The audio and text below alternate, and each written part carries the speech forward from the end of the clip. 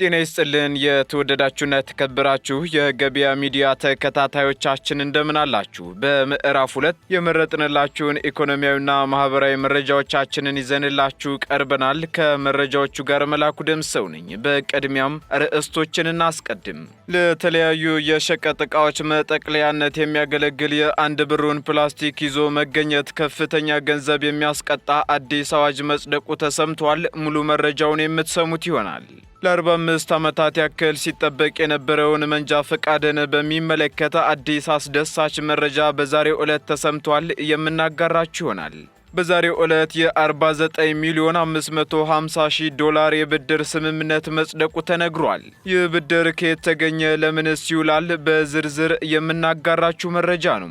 አገልግሎቱ አዲስ በወጣው አዋጅ መሰረት በበርካታ አካላት ላይ ከባድ እርምጃና ከፍተኛ ገንዘብ ቅጣት እንዲጣልባቸው መወሰኑን አስታውቋል።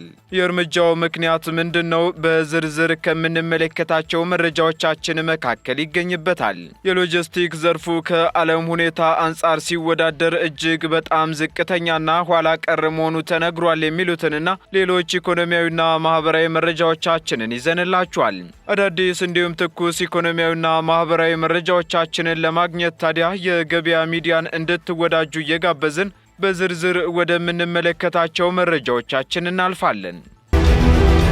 በድጋሚ የማይገኝ እድል በሳር ቤት አፍሪካ ህብረት ፊት ለፊት 40% ልዩ የቤት ቅናሽ በካሬ 64200 ብር ብቻ ባለ 1 መኝታ ከ4.8 ሚሊዮን ብር ጀምሮ ባለ 2 መኝታ ከ5.9 ሚሊዮን ብር ጀምሮ ባለ 3 መኝታ ከ8.4 ሚሊዮን ብር ጀምሮ በ2 ዓመት ከ6 ወር የሚረከቡት በአፍሪካ ህብረትና በአውሮፓ ህብረት አጠገብ ታላላቅ ኤምባሲዎች በሚገኙበት ሳር ቤት ለመኖሪያ ለኢንቨስትመንት ተመራጭ ቦታ የምንዋዋለው በኢትዮጵያ ብር ሲሆን ምንም አይነት የዋጋ ግሽበት አያሳስብም። ይህ ቅናሽ ለ10 ቀን ብቻ የሚቆይ በመሆኑ ይፍጠኑ፣ የድሉ ተጠቃሚ ሆኑ። ለበለጠ መረጃ በ0939 00 98 08 አሊያም በ0969 48 38 38 ይደውሉልን። ቴምር ፕሮፐርቲስ። ሕግና ስርዓትን ተከትሎ በመስራት የሚያጋጥሙ ችግሮችን መቅረፍ እንደሚገባ ቋሚ ኮሚቴው አሳሰበም። የመንግስት ልማት ድርጅቶች ጉዳዮች ቋሚ ኮሚቴ ሕግና ስርዓትን እንዲሁም ውልን ተከትሎ በመስራት ለሚያጋጥሙ ችግሮች መፍትሄ ማቅረብ ይገባልም ብሏል። በዚህም የሚሰሩ ፕሮጀክቶች በተያዘላቸው ጊዜ እንዲጠናቀቁ በጋራ በመሆን ኃላፊነትና ተጠያቂነት ባለው መንገድ እንዲሁም ሕግና ስርዓትን ተከትሎ መስራት እንደሚገባ ቋሚ ኮሚቴው አመላክቷል።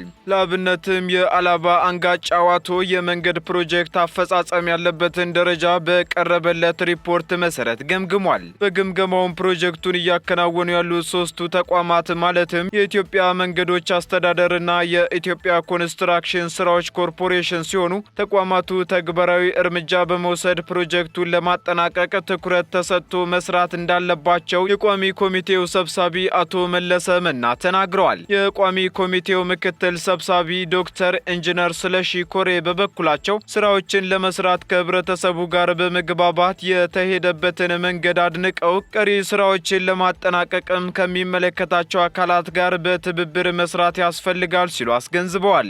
እንዲሁም የኢትዮጵያ መንገዶች አስተዳደር ምክትል ዋና ዳይሬክተር አቶ መልካ በቀለም በበኩላቸው የኢትዮጵያ መንገዶች አስተዳደር ከ200 በላይ ሰፋፊ ፕሮጀክቶች ያሉት መሆኑን ጠቅሰው ደቡብ ሪጅንን ጨምሮ በሌሎችም ፕሮጀክቶች ውጤት ተኮር የተግባር ስራ እያከናወነ እንደሚገኝ አስረድተዋል። በዚህም መሰረት በተናጠል ሳይሆን ለሁሉም ፕሮጀክቶች በሚሆን መልኩ ሴክሽኖችን በተገቢው ስራ ለማስቀጠል የሚያስችል ተግባር ስለመከናወኑም ከህዝብ ተወካዮች ምክር ቤት የተገኘው መረጃ ያመለክታል። በኢትዮጵያ ያለው የሎጂስቲክ ዘርፍ ከዓለም ሁኔታ አንጻር ሲወዳደር እጅግ በጣም ዝቅተኛና ኋላ ቀር መሆኑ ተነገረም። ይህ የተባለውም ከምርት ወደ ወደብና ከወደብ ወደ ምርት ንግድን በማመቻቸት ስራ በኢትዮጵያ የሚያጋጥሙ ችግሮች ላይ ያተኮረ የሎጂስቲክ ስብሰባ በተካሄደበት ወቅት ነው።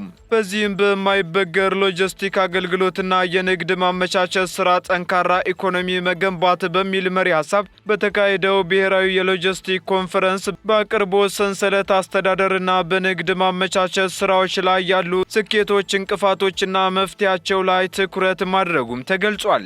በዚህ ወቅትም በኢትዮጵያ ያለው የሎጂስቲክ ዘርፍ ከዓለም ሁኔታ አንጻር ሲወዳደር እጅግ በጣም ዝቅተኛና ኋላ ቀር መሆኑም ተነስቷል። በተጨማሪም በቂና ዘመናዊ የመሰረተ ልማት አውታሮች አለመኖራቸው ለዘርፉ የሚመጥን የተቀናጀ የተደራጀና የተናበበ ዘመናዊ የቴክኖሎጂ አጠቃቀም አለመኖሩ፣ በዘርፉ የሰለጠነ የሰው ኃይል እጥረትና ኢትዮጵያ የራሷ የባህር ወደብ የሌላት መሆኑ ለዚህም እንደ ምክንያትነት ከሚጠቀሱ ጉዳዮች መካከል ይገኙበታል።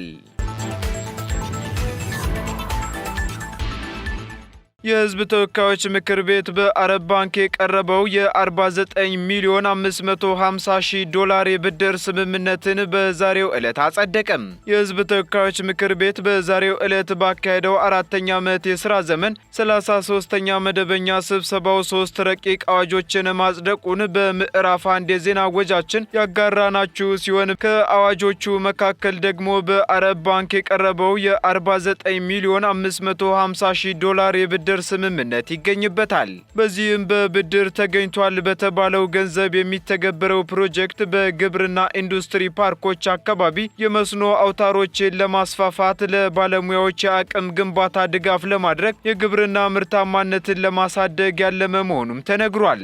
በተጨማሪም በድጋፉ 8000 ሄክታር የመስኖ ቦይና የውሃ ማቆሪያ ማሰራጫ መስመሮችን ግንባታ ጨምሮ ሌሎች የልማት ስራዎች በትኩረት ይከናወናሉም ተብሏል። ብድሩ በሁለት መንገድ ተከፍሎ ፈሰስ እንደሚሆን የተገለጸ ሲሆን በመጀመሪያው ዙር 20 ሚሊዮን ዶላር ሲለቀቅ በሁለተኛው ዙር ደግሞ 29 ሚሊዮን 550 ሺህ ዶላር ፈሰስ ይደረጋል መባሉን የሕዝብ ተወካዮች ምክር ቤት መረጃ አመላክታል። እንዲሁም ብድሩ የ5 ዓመት የችሮታ ጊዜን ጨምሮ በ20 ዓመት ተከፍሎ እንደሚጠናቀቅና የ450 ሺህ ዶላር እርዳታን ያካተተ መሆኑም ተብራርቷል።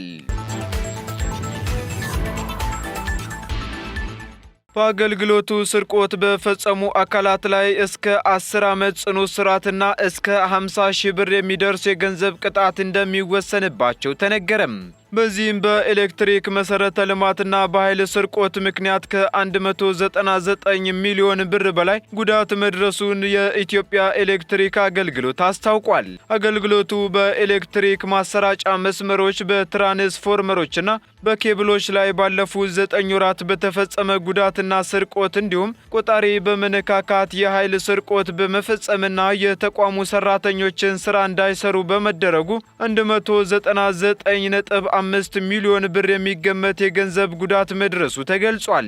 ከዚህ ውስጥም በኤሌክትሪክ መሰረተ ልማት ላይ በተፈጸመ ጉዳትና ስርቆት ብቻ ከ52 ሚሊዮን ብር በላይ የሚገመት የገንዘብ ጉዳት በተቋሙ ላይ ደርሷልም ተብሏል። ጉዳቱም በዲስትሪቡሽን ትራንስፎርመሮች፣ በኤሌክትሪክ መስመር ተሸካሚ የብረት ምሰሶች፣ በኬብሎችና ተያያዥ ግብአቶች ላይ መሆኑም ተነስቷል። ተቋሙ ወንጀሉን በፈጸሙት ግለሰቦች ላይ 208 የክስ መዝገቦችን በመክፈት ሕጋዊ እርምጃ እንዲወሰድም በማድረግ ላይ እንደሚገኝ አስታውቋል። ከነዚህም መካከል 27 የሚሆኑት መዝገቦች ላይ ውሳኔ እንዲሰጥ በማድረጉ ወንጀለኞቹ ላይ ከ2 ወር እስከ 10 ዓመት በሚደርስ ጽኑ እስራትና ከ25 ሺህ እስከ 50 ሺህ ብር በሚደርስ የገንዘብ ቅጣት መወሰኑን በአገልግሎቱ የኮሚኒኬሽን ስራ አስፈጻሚው አቶ አንዋር አብራር ተናግረዋል። በከፍተኛ የውጭ ምንዛሬ በተገዙ የኤሌክትሪክ መሰረተ ልማቶች ላይ የሚፈጸም ስርቆትና ውድመት በተቋሙ አገልግሎት አሰጣጥ ላይ ከፍተኛ አሉታዊ ተጽዕኖ የሚያሳድርና ልዩ ትኩረትን የሚፈልግ በመሆኑ በቴሌኮሙኒኬሽንና የኤሌክትሪክ መሰረተ ልማት አውታሮች ጥበቃ አዋጅ ቁጥር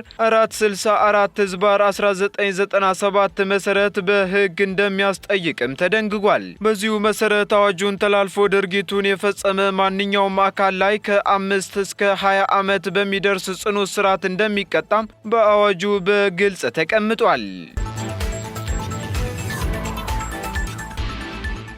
መስማት የተሳናቸው ዜጎች መንጃ ፈቃድ እንዲያወጡ መፈቀዱን የአዲስ አበባ ከተማ አስተዳደር የአሽከርካሪና ተሽከርካሪ ፈቃድና ቁጥጥር ባለስልጣን አስታወቀም። ለዚህም ለ45 ዓመታት ሲጠየቅ የነበረውን መስማት የተሳናቸው ዜጎች የመንጃ ፈቃድ ስልጠና በቅርቡ መሰጠት ይጀምራል መባሉም ተሰምቷል። መስማት ለተሳናቸው ዜጎች ሕገ መንግስታዊ መብታቸውን በመጠቀም ማሽከርከር እንዲችሉና መንጃ ፈቃድ እንዲያወጡ አንድ የማሰልጠኛ ተቋም ዝግጅት ማድረግ መደረጉንም ባለስልጣን መስሪያ ቤቱ አስታውቋል።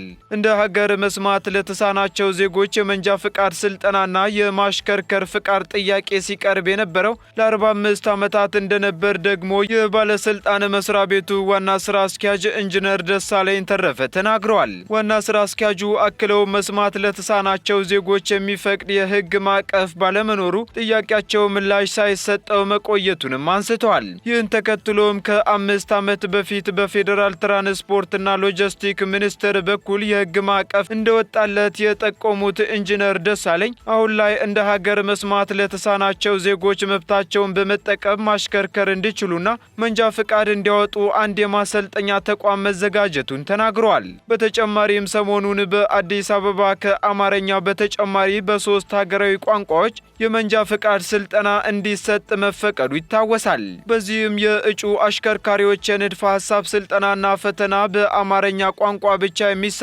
በመሆኑ በአፍ መፍቻ ቋንቋቸው በአማራጭነት ቢሰለጥኑና ቢፈተኑ የተሻለ ውጤት ሊያመጡ እንደሚችሉ ተገልጋዮች ለረጅም ሲጠይቁ እንደነበር ባለስልጣኑ ማስታወቁን እኛም በገበያ ሚዲያ ዜና ወጃችን ወደ እናንተ ማድረሳችን አይዘነጋም።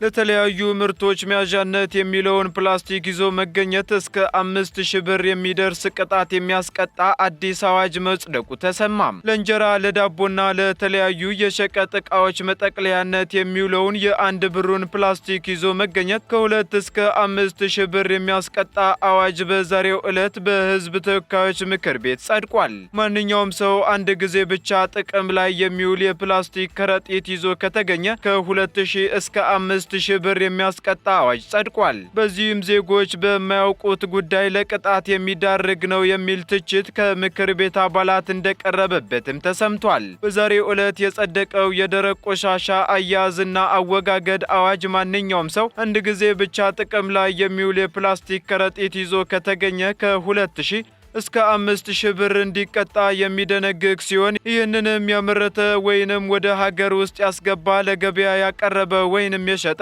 ለንግድ ዓላማ ያከማቸ እንዲሁም ይዞ የተገኘ ከ50,000 ብር በማያንስና ከ200,000 ብር በማይበልጥ የገንዘብ መቀጮና ከ5 ዓመት በማይበልጥ ጽኑ እስራት እንደሚቀጣ አዋጁ ያዛል ተብሏል። የምክር ቤት አባላቱ ማንኛውም ሰው ፕላስቲክ ይዞ ከተገኘ ከ2 እስከ 5,000 ብር እንዲቀጣ የተደነገገው አዋጅ ከኛ ነባራዊ ሁኔታ ጋር እንዴት ይታያል? በተለይም ዝቅተኛ ገቢ ያለው የማህበረሰብ ክፍል ሊጠቀመው ስለሚችል ጫና አይፈጥርም ወይ ሲሉ መጠየቃቸውም ተሰምቷል። ለጥያቄዎቹ ምላሽ የሰጡት የውሃ መስኖ ቆላማ አካባቢ ልማት ጉዳዮች ቋሚ ኮሚቴ ምክትል ሰብሳቢው ዶክተር አወቀ አምዛዬ በበኩላቸው ለአንድ ጊዜ ብቻ አገልግሎት ላይ የሚውሉ ፌስታሎችን ዝቅተኛው የማህበረሰብ ክፍልም ስለሚጠቀማቸው ቅጣቱ ያን ግንዛቤ ውስጥ ያስገባ መሆኑንና የፕላስቲክ ከረጢቶች ከቅጣቱ በላይ ሀገርን የሚጎዱ ናቸው ሲሉም ተናግረዋል። በዚህም ደግሞ እስከ 100 ዓመት ድረስ የማይበሰብሱም ያሉት ምክትል ሰብሳቢው ከዚህ አንጻር ቅጣቱ 20-30 ሺህ ቢሆን ሀገርን ለማትረፍ ነው በማለት ምላሻቸውን ሰጥተዋል።